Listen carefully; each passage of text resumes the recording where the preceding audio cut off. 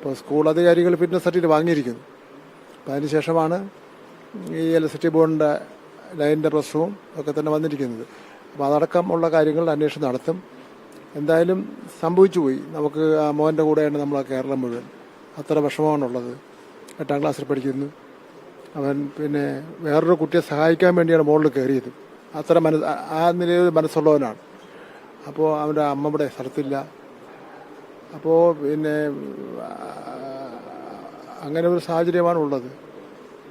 ഗവൺമെൻറ്റിനെ സംബന്ധിച്ചിടത്തോളം തീർച്ചയായിട്ടും എന്ത് സഹായം വേണോ ആ കുട്ടിയുടെയും കുട്ടിയുടെ കുടുംബത്തിനും ചെയ്യുന്നതിന് വേണ്ടിയുള്ള ഇതാണ്. ബഹുമാനപ്പെട്ട മുഖ്യമന്ത്രി ശ്രീ ബാലഗോപാലിനെ അടിയന്തരമായിട്ട് ഇവിടെ ചെന്ന കാര്യങ്ങൾ ഇടപെടാൻ വേണ്ടി പറഞ്ഞു.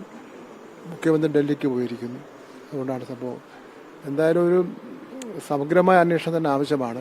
14,000 സ്കൂളുകളുള്ളതിൽ അവിടെ ഒന്നും സംഭവിച്ചില്ല. ഇവിടെ മാത്രം ഇങ്ങനെ ഉണ്ടായെന്ന് പറയുമ്പോൾ അതിലെന്തെങ്കിലും ഒരു വീഴ്ച ഉണ്ടായിട്ടുണ്ടെങ്കിൽ ആ വീഴ്ചയ്ക്ക് ഉത്തരവാദിയായവരെ കർശനമായ നടപടി സ്വീകരിച്ച് നിയമത്തിന് മുന്നിൽ കൊണ്ടുവരും. അങ്ങേറ്റം വിഷമം ഉണ്ടാക്കുന്ന ദുഃഖകരമായ ഒരു സംഗതിയാണ് 8ാം ക്ലാസ്സിൽ പഠിക്കുന്ന ഒരു കുട്ടി.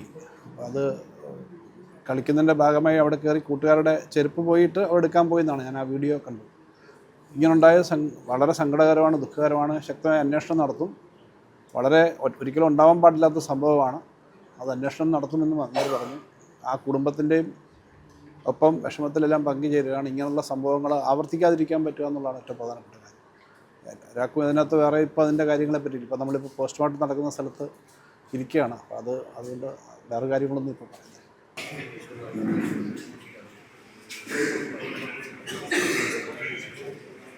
ഏറ്റവും പുതിയ വാർത്തകളും വിശേഷങ്ങളും വിരൽത്തുമ്പിലറിയാൻ സീ മലയാളം ന്യൂസ് എല്ലാ ഡിജിറ്റൽ പ്ലാറ്റ്ഫോമുകളിലും ലഭ്യം.